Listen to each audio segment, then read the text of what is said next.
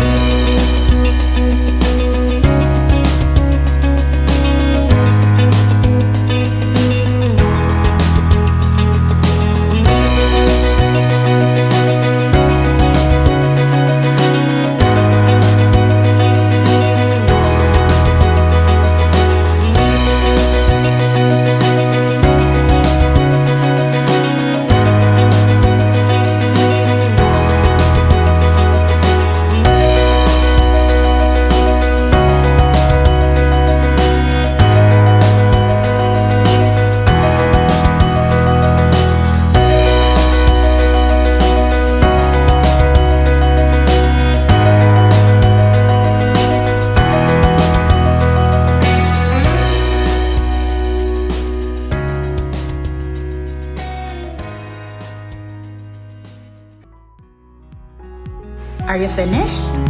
Let us now answer the problems. What is the letter of the answer in number 1? Letter A. Very good. How about number 2? Letter N. Number 3? Letter R. Number 4? Letter Q. Number 5? Letter E. Number 6? Letter L.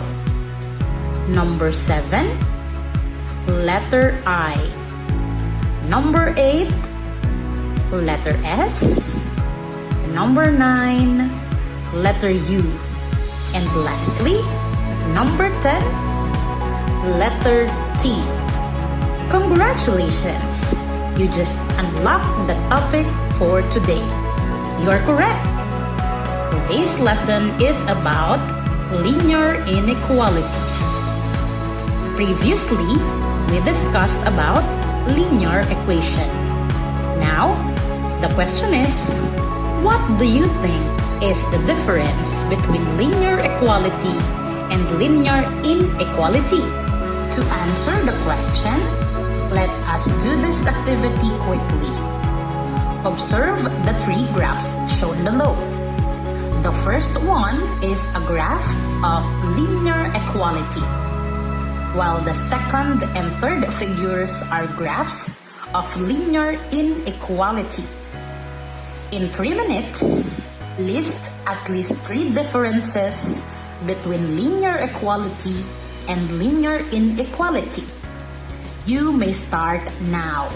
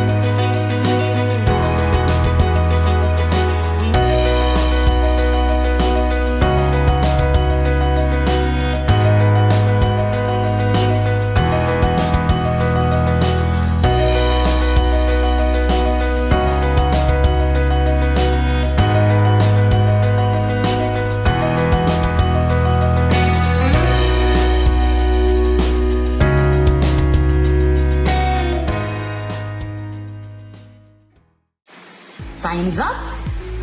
Let's see if you get the same answer. The first difference between linear equality and linear inequality is in terms of relation symbol.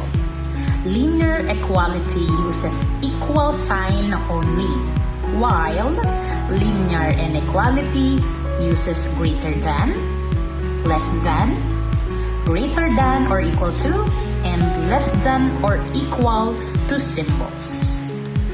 Take a look at the example shown.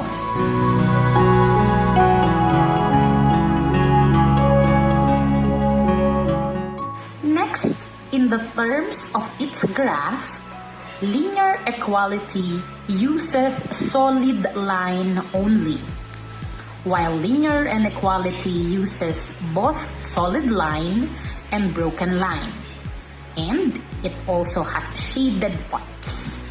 When do we use broken line or solid line in graphing linear inequality?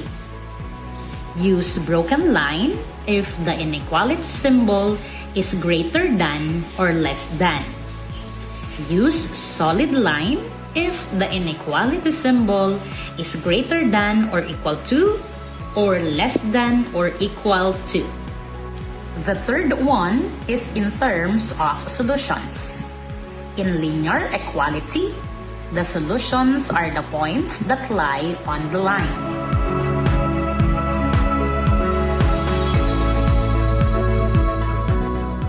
While in linear inequality, the solutions are the points that lie on the shaded part.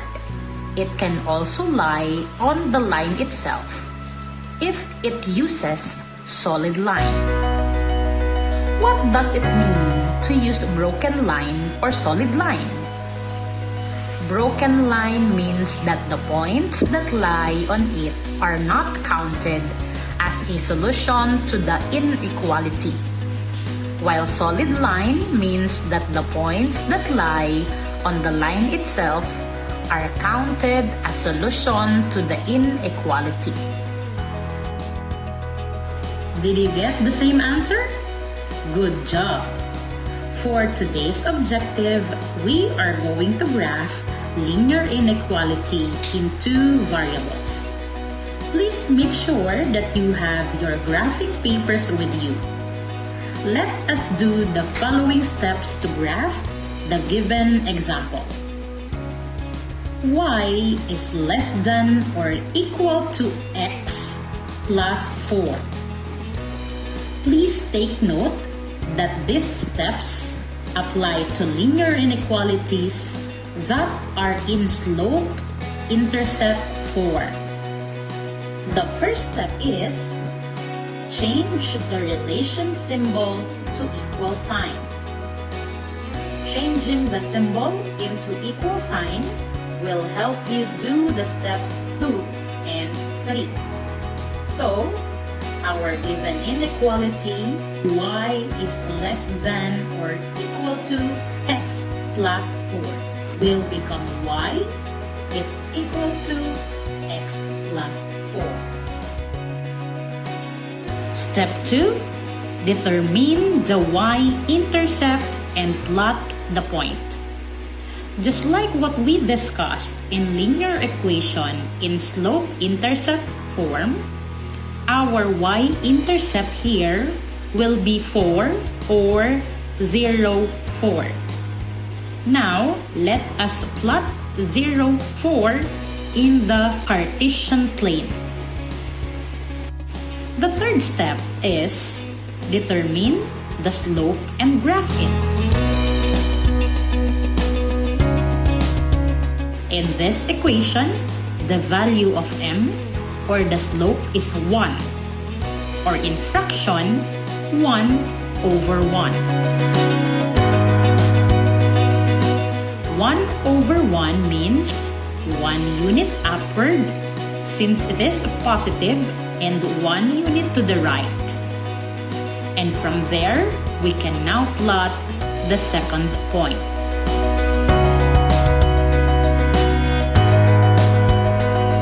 Fourth step, we can now connect the points using solid or broken line.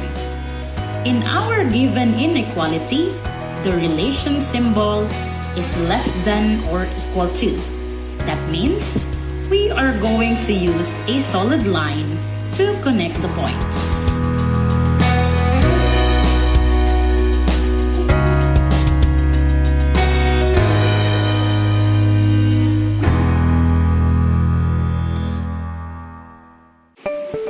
For the last step, do the 0-0 test to know where to shade in the Cartesian plane.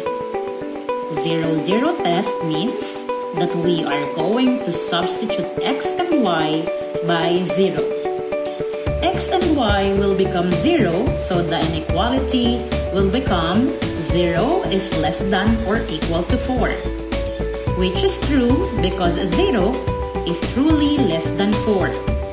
But what does it mean to become true or false? We have two possible scenarios when using 0-0 test. Please take note of this. If the origin 0-0 makes the inequality true, shade the part of the Cartesian plane that contains the origin.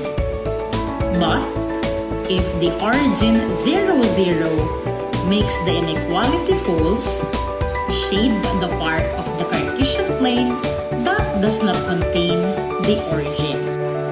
Going back to our solution, the origin makes the inequality true. So, we are going to shade the part of the Cartesian plane that contains the origin. Let us now shade the graph. Notice that the origin 0-0 is included in the shaded part. So, that will be the graph of y is less than or equal to x plus 4. Did you get it? Now, let us try graphing linear inequality in standard form. In graphing linear inequality in standard form, there will be a small difference in steps 2 and 3, but the rest will be the same. To understand it better, let us graph x minus 4y is greater than 8. Step 1 will be just the same. Changing the relation symbol into equal sign, the equation will be x minus 4y is equal to 8. In step 2, we will first determine the x-intercept and will plot the point on the Cartesian plane. To find the x-intercept, substitute 0 to y. 4 times 0 is 0. So the value of x will be 8. That means our x-intercept is 8, 0. We can now plot 8, 0 in the Cartesian plane. The third step is determine the y-intercept and plot the point. Just like step 2, we will substitute 0 but to x to find the y-intercept. By substituting 0 to x, the equation will be negative 4y is equal to 8. Divide both sides by negative 4, our y-intercept will be negative 2 or 0, negative 2. Now, plot 0, negative 2 in the Cartesian plane. The fourth step is still the same. Connect the points using solid or broken line. Our example uses greater than symbol, so we will be using broken line to connect the points.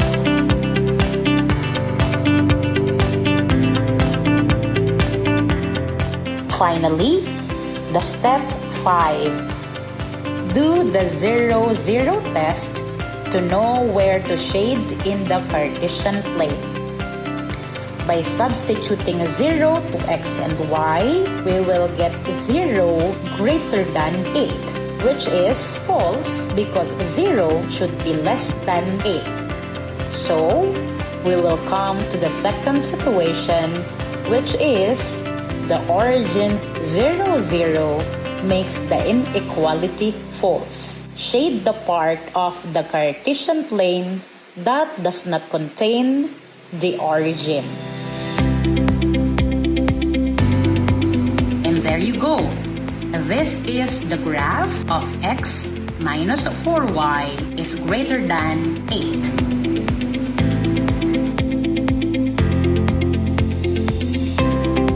Now it's your turn. In 5 minutes, graph the following linear inequalities in 2 variables. The steps are shown below to guide you. You may start now.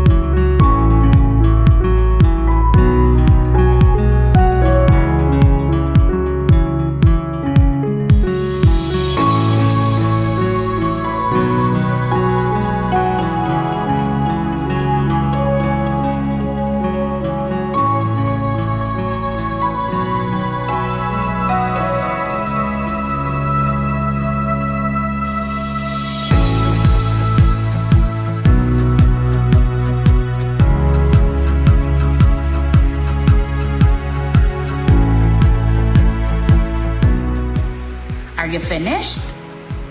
Let's check your answer. Step 1. Change the inequality into equality. Next, determine the y-intercept, which is 4 or 0, 4. Then plot.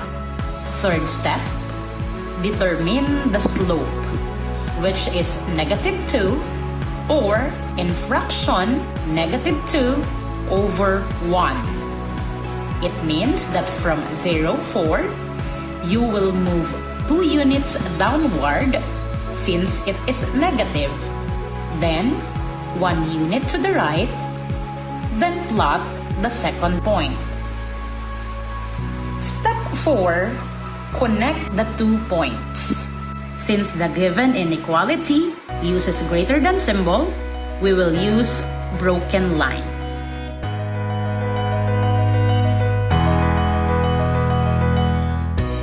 Last step, do the 0, 0 test, then shade. By substituting 0 to x and y, we arrived to 0 greater than 4, which is false because 0 should be less than 4. So let us shade the part of the Cartesian plane that does not contain the origin. And that will be the graph of y is greater than -2x plus 4. Did you get the same answer? Good job! Do you think we can use linear inequality in real-life situations? Of course! Let us try solving the word problems below using linear inequality and graph them later. Julia is selling rings and bracelets to make money for summer vacation. The rings cost 20 pesos and bracelet cost 30 pesos. She needs to make at least 360 pesos. Write an inequality to represent the income from the jewelry sold and graph it. Just like what we are doing in linear equation word problems, we will first highlight the important information in the problem. It says there that the rings cost 20 pesos. The bracelet cost 30 pesos. She needs to make at least 360 pesos. Next, let's identify the variables and the relation symbol to be used. Let X be the number of rings sold. Let Y be the numbers of bracelets sold. And since the keyword used in the problem is at least, it means that we are going to use greater than or equal to symbol. Having all those information, we can now write the inequality that represents the income from the jewelry sold, which is 20x plus 30y is greater than or equal to 360. Now, let us unlock this suitcase to recall the 5 steps in graphing linear inequality in 2 variables. In standard form, change the symbol into equal sign, determine the x-intercept, determine the y-intercept, connect the points, use 0, 0 test, then shape. Let us now solve it. Change into equation, determine the x-intercept.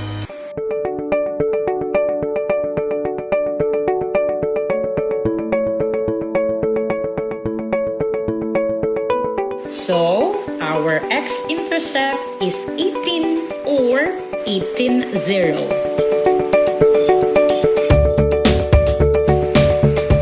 Next, determine the y-intercept.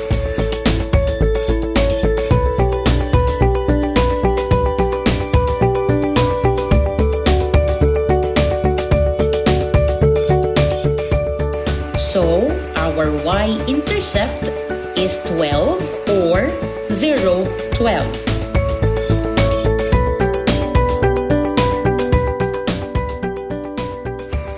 Next is connecting the points.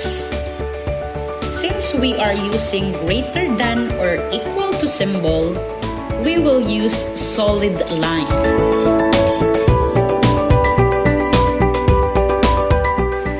Lastly, use the 0, 0 test, then shade.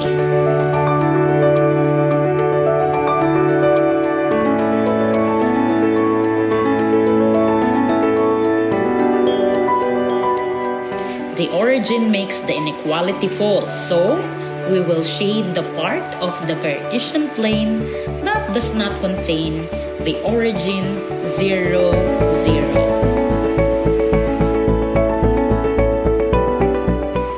This is the graph of 20x plus 30y is greater than or equal to 360.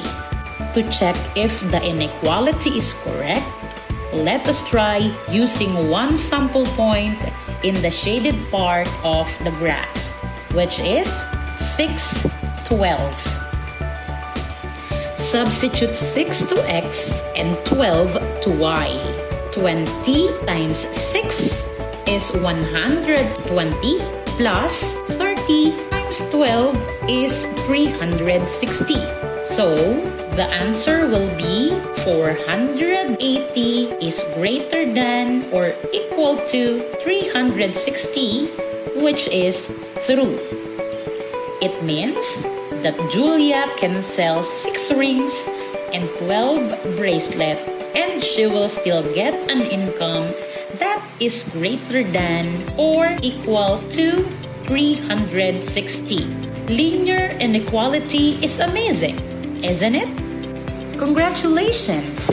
You are now almost at the end part of the lesson. To help you remember, let us summarize the steps in graphing linear inequality in 2 variables. These are the steps where the given linear inequality is in slope-intercept form. Step 1. Change the inequality into an equation by changing the symbol into equal sign. Step 2. Find the y-intercept first. Step 3. Find the slope. Step 4. Connect the points using solid or broken line. And step 5. Use the 0, 0 test to know where to shade in the Cartesian plane.